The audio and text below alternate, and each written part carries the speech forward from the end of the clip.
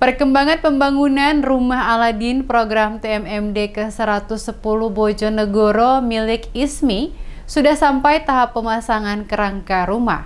Sebagai wujud keberkahan dari program Aladin, ISMI berbagi rasa syukur bersama Satgas dan warga setempat dengan menggelar syukuran sebelum kerangka rumah ISMI dipasang.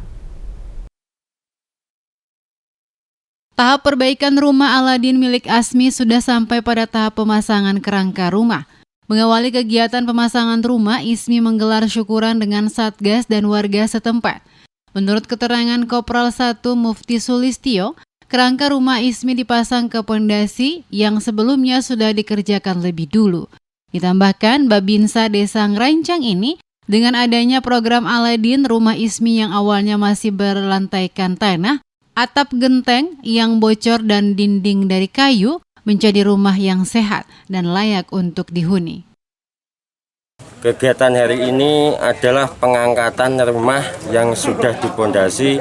Ini adalah program TMMD ke-110, program Aladin atap lantai dinding.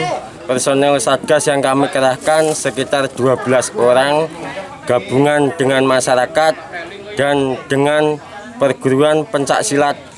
Kami semua bahu-membahu untuk membangun rumah ini menjadi lebih baik dan layak dihuni.